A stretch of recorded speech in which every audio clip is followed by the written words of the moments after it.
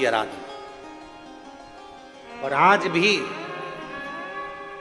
आज भी प्रदोष के दिन यदि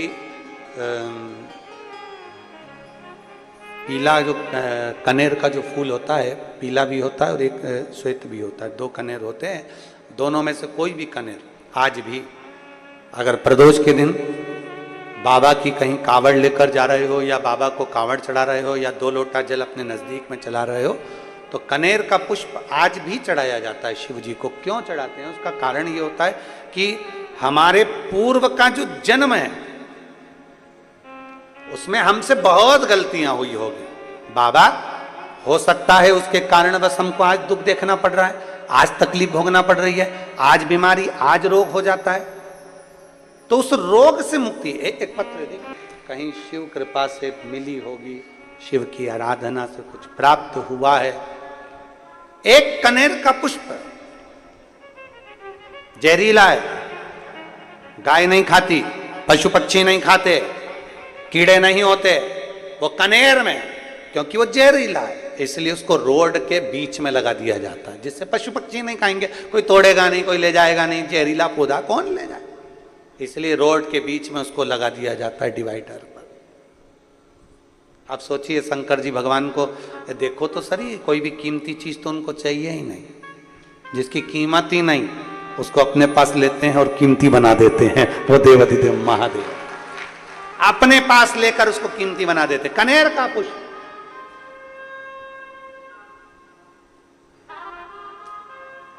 शिव के मंदिर में कभी मौका लग जाए, आपके घर में हो कनेर, आपके आसपास में कहीं लगा हो तो वहां से लेकर शिव का श्रृंगार, शंकर का श्रृंगार भी कनेर से कर सकते हो। शिव का शंकर का कुबेरेश्वर धाम पर कभी आप लोग अगर आए होगे, कुबेरेश्वर धाम की धरा पर यदि आप पहुंचे होगे, सीहोर 12 ज्योतिर्लिंग के मध्य में बसा हुआ कुबेरेश्वर धाम की अगर भूमि पर आप पहुंचे होगे तो वहां देखोगे लोग जगह जगह बैठकर शंकर जी की पूजन करते हैं। जगह जगह लोग कहते हैं कैसे मूर्ख है, हर कहीं बैठ गए, इनमें अक्ल नहीं है, कोई जूता पहनकर जा रहा है, कोई चप्पल पहनकर जा रहा है, कोई कुछ पहनकर जा रहा है, इनमें अक्ल नहीं है, हर कहीं बैठ गए, हर कहीं पूजन कर ली। जरा विचार करना, शिव पुराण की कथा कर रही है कि जहां दिल करा वहां महादेव है और जैसा भजा तहां महादेव है। हो मेरा ये जन्म श्रेष्ठ का। शिव जी ने कहा सुन पार्वती, मैं तुझे आज अमरनाथ की गुफा में बैठकर कथा का तत्व श्रवण कराते हुए कहता हूं, पार्वती तो चिंता ना कर, तूने मेरा इतना पार्थिव लिंग का निर्माण किया है, इतना पार्थिव लिंग का निर्माण किया है कि पार्वती अब तेरे कोई जन्म नहीं होंगे, तू एक जन्म जो पा गई वो मेरे में ही समा जाएगी, तू अगला जन्म नहीं पाएगी, अगला जन्म तेरा नहीं है।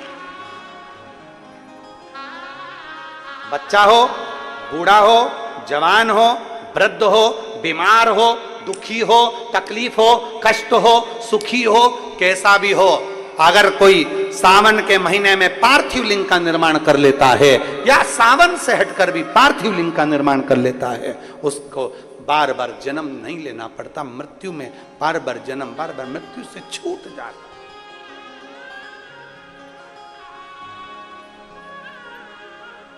जन्म और मृत्यु के प्रपंच से छूट गया। पार्वती जी ने तप साधना कर कर शिव को प्राप्त कर लिया। शंकर भगवान पार्वती जी को मिले, कामदेव जलकर भस्म हुए, शंकर भगवान दूल्हा बने पार्वती जी के साथ। बूढ़े जोगी के संग में तुम कैसे रह पाओ।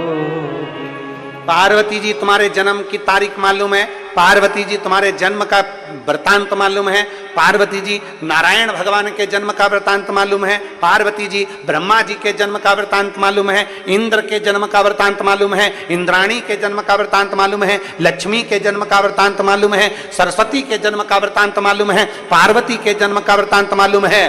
पर पार्वती शंकर के जन्म का कोई वृतांत नहीं मालूम, क्योंकि शंकर अजन्मा है। कितने साल का है हमको भी नहीं मालूम। कि बूढ़े जोगी के संग में तुम कैसे रह पाओगे। और छत्तीसगढ़ वालों को तो खुश होना चाहिए, तुम्हारे यहाँ तो एक महादेव है, बूढ़ा महादेव। बोलो तो सही, क्या बोलते हैं? जम के जरा, बूढ़ा महादेव। तुम्हारे यहाँ तो महादेव है, बूढ़ा महादेव, मतलब उम्र ही नहीं मालूम कितनी है, और अभी तक है, अजन्मा है, जो मृत्यु से परे है, मृत्यु से परे वो अजन्मा है और निवास कर रहा है। हमें नहीं मालूम कि उसकी जन्म कहाँ, कैसी लीला वो करता है, कब लीला करता है, किस तरह से करता है, ये किसी को ज्ञात नहीं हो पाता।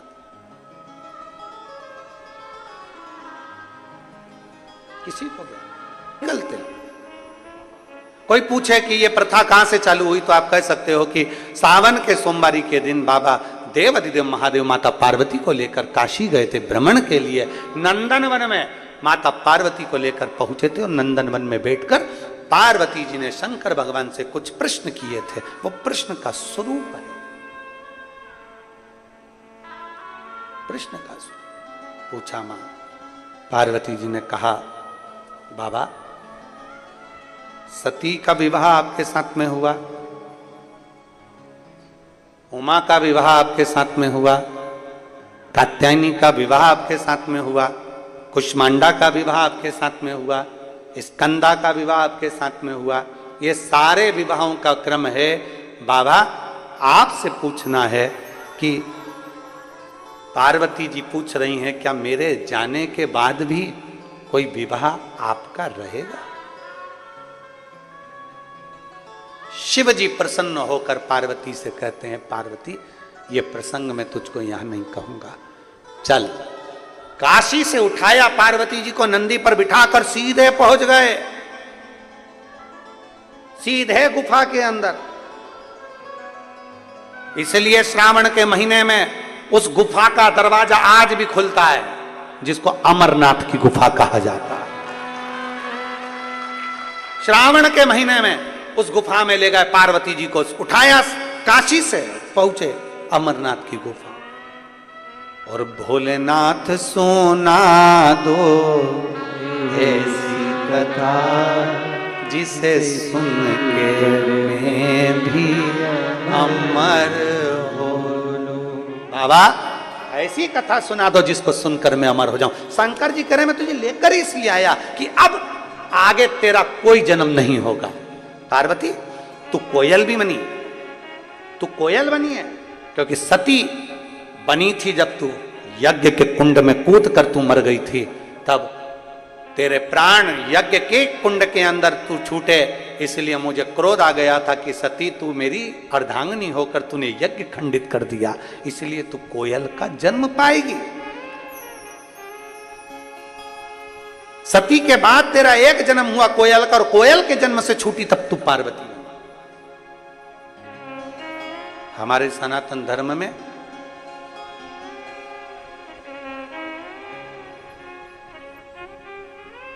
एक कोकिला अधिक मास होता है। अधिक मास जो होते हैं ना, अधिक मास का महीना होता है, उसमें 2 आषाढ़ी पड़ने पर कोकिला मान्य होता है। कोकिला जब 2 अधिक के 2 पक्ष प्रबल हो जाते हैं तब उसको अधिक मास कहा जाता है। और उसमें भी एक कोकिला अधिक मास होता है। जिस समय पर पार्वती जी ने कोकिला अधिक मास के समय पर शंकर जी की आराधना करी थी, शिव जी की आराधना। और आज भी प्रदोष के दिन यदि करी, भजन किया, कीर्तन किया, मंत्र जाप किया, नाम जाप किया, सब कुछ करा, पर माता पार्वती जी ने एक पुण्य बड़ा प्रबल करा कि एक छोटा सा बच्चा पानी में डूब रहा है, उसको मगर घड़ियाल उसको खा रहा है, और पार्वती जी अपना 1000 वर्ष का पुण्य देने को तैयार हो गई उस बच्चे के लिए। कितना समय लगता है? कोई तुमसे कह दे कि तुमने 16 सोमवार करे हैं, 16 सोमवार करने में कोई ऐसे ही हो गए क्या 16 सोमवार? जरा पूछो किसी माँ से, किसी बेटी से, किसी भाई से कि उसके 16 सोमवार उसने कैसे करे होंगे। कुछ खाना ना पीना, थूक भी नहीं निकल सकते, सवेरे से लेकर शाम तक इंतजार करना, शाम के समय शिवलिंग का निर्माण कर कर पूजन करना, फिर वो प्रसाद का जो हिस्सा आप लोग बनाते हो शिव जी को समर्पित करते हो, चाहे बेलपत्र, मिश्री या वो चूरमा, मलिदा बोलते हो, चूरमा बोलते हो, जो भी हो, बाबा को चढ़ाकर फिर उसको पाना है। कोई कोई भगवान के पंचामृत से करता है, कोई मिश्री से करता है, कोई बेलपत्र से करता है, कोई चूरमा से करता है। ये पशु जैसे आप लोगों की इच्छा होती है वैसे आप लोग 16 सोमवार करते हैं। और जिसने करे होंगे ना उसको मालूम होगा। और आप में भी कहीं ना कहीं कोई ना कोई जीजी मेरी ऐसी बैठी होगी जिसने 16 सोमवार करे होंगे। करे आप लोगों ने किसी ने? अरे बहुत सारे बैठे हो, रखो रखो रखो। अब उनसे अगर कोई पूछे कि जीजी तुमने 16 सोमवार करे तो कैसे करे, उसने कितना कितना बल लगाया।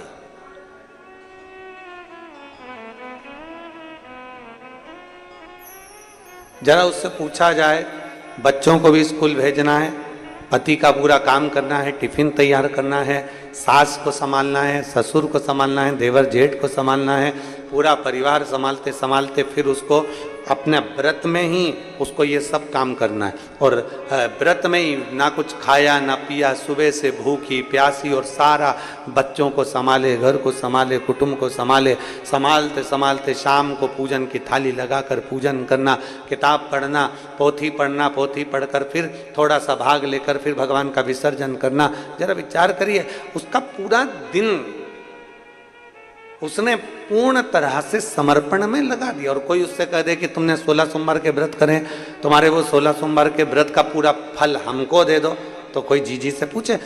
परंतु दुनिया में कोई ऐसा नहीं होता जो अपना फल किसी को दे दे, पर केवल एक घर की स्त्री, घर की नारी, घर की माँ, घर की महिला, घर की नारी। पत्री मत खाओ किसी ने कह दिया, शहद मत लगाओ किसी ने कह दिया, ये मत करो किसी ने कह दिया, वो मत करो किसी ने कह दिया। हम डर गए, हमारे भीतर डर उत्पन्न हो गया। किसी ने कह दिया 16 सोमवार के व्रत अभी मत लेना, तो उसने कह दिया शिवरात्रि अभी मत करना, तो किसी ने कह दिया पशुपतिनाथ मत करना। तुम्हें डराया जा रहा है।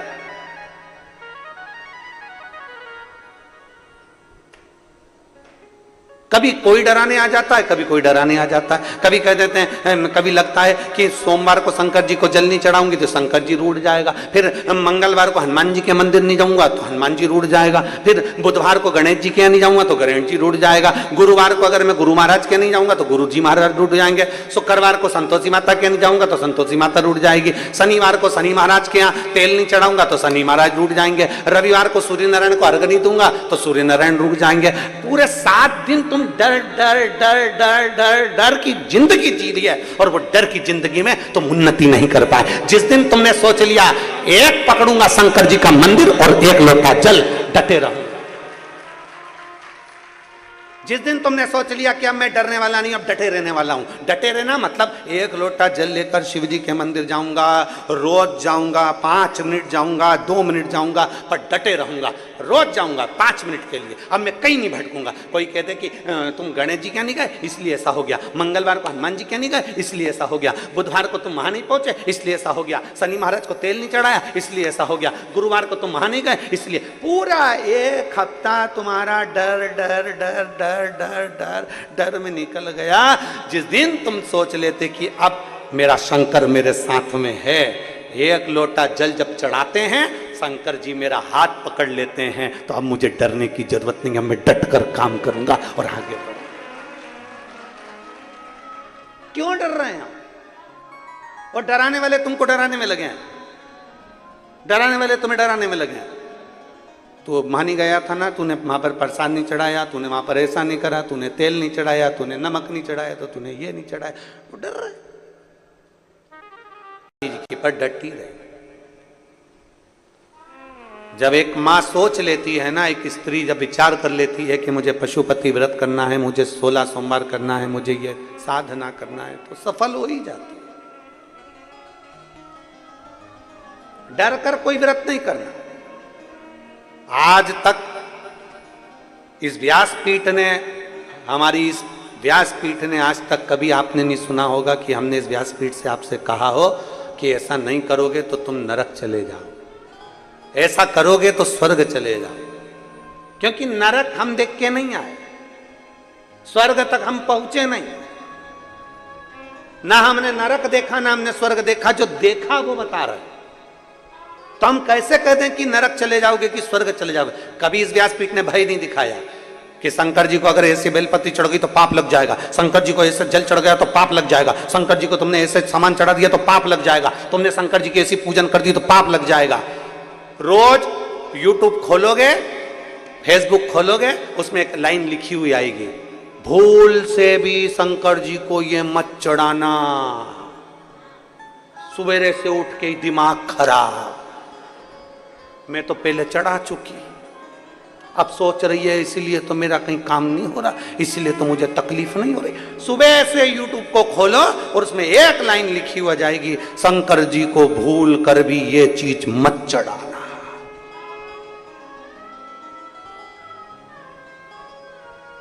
बोलो बोलो बोलो, पढ़ी कि नहीं पढ़ी? रोज आ जाएगा। सोमवार आएगा तो पहले लाइन पढ़ के सबसे पहले पेज पे वही डलता है, शंकर जी को भूल के भी तीसरे सोमवार को ये मत चढ़ाओ, शिवरात्रि को ये मत चढ़ाना, अष्टमी को ये मत चढ़ाना, तो नवमी को ये मत चढ़ाना, पहले ही डरा दिया जाता है कि ये मत चढ़ाना। अब उनको कौन समझाए कि शंकर जी की कथा को जरा पढ़कर देख, शंकर जी की कथा का जरा अनुमोदन कर कर देख। एक जंगल में एक डाकू रहता है और वो शंकर की आराधना नहीं जानता, एक संत को आराधना करते हुए देख लिया कि संत भोग लगा रहे हैं, पत्तियां चढ़ा रहे हैं और भगवान को जल चढ़ा रहे हैं। इतना उसने सीख लिया, उसको नहीं मालूम कि कैसे पत्ती चढ़ाई, कौन सी पत्ती चढ़ाई, कैसे भोग लगाया। वो जो खाता था उसने वो भोग लगाया, उसके पास पानी चढ़ाने के लिए लोटा नहीं था, मुंह में पानी भर लिया और पत्तियां तोड़ ली पेड़ की और भगवान को चढ़ा दी, और मांस लाया भगवान के आगे रख दिया, क्योंकि खाता ही वही था। मुंह में पानी भरकर भगवान पर पिचकारी चला, मुख में पानी भरकर। और दुनिया के लोग डर रहे हैं, दुनिया के लोग भय खा रहे हैं, दुनिया के लोग यूट्यूब पे देखते हैं, ये मत चढ़ाना शंकर जी को, ये सा मत चढ़ाना नहीं तो तुम्हारा नुकसान हो जाएगा। शुरू से हर आदमी को डरा डरा कर भजन नहीं कराया जाता। डरा ऐसा चढ़ा दिया, तूने वैसा चढ़ा दिया, नहीं। दिल से पुकारोगे, जैसे पुकारोगे, जहां पुकारोगे, जब पुकारोगे, तुम्हें शिव उस जगह पर मिल जाएगा। आप पुकार कर देखो, जहां जैसे जब तुम्हारी मर्जी पड़ जाए, तब तुम्हारा मन करे, तब तुम्हारी मर्जी पड़े तब पुकारो उसको, वो तुम्हारे सम्मुख में होगा। क्या शंकर जी का भजन? फिर सुबेरे से वो यूट्यूब पर लिखा हुआ आ गया, ये मत। कहते हैं कभी अगर बन सके तो एक बार गीता प्रेस गोरखपुर की शिव पुराण को लाकर पढ़ना और उसका उमाखंड पढ़ना। उमाखंड में माता पार्वती जी का संशय मिटाते हुए शंकर जी कहते, सुन पार्वती, भगवान नारायण के भक्त अगर प्राण त्यागते हैं तब देवताओं में आनंद उत्साह होता है। ब्रह्मा जी के भक्त प्राण त्यागते हैं तो आनंद उत्साह होता है, पर शंकर का कोई भक्त, एक लोटा जल चढ़ाने वाला कोई शिव भक्त जब अपने प्राणों को त्यागता है तो पृथ्वी पर महादेव उत्सव, और वैकुंठ में ब्रह्मलोक में ऐसा कोई लोक नहीं जिसमें उत्सव नहीं मनाया जाता, क्योंकि शंकर का भक्त आ रहा है, उसके स्वागत की तैयारी होती है, उसके स्वागत की तैयारी।